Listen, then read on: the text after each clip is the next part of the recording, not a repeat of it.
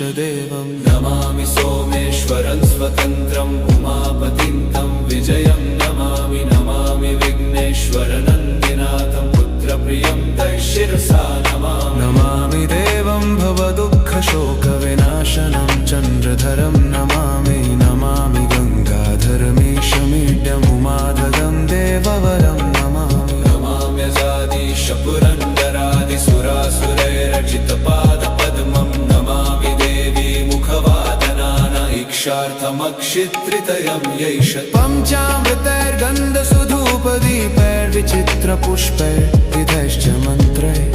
अन्नप्रकारैः सकलोपचारैः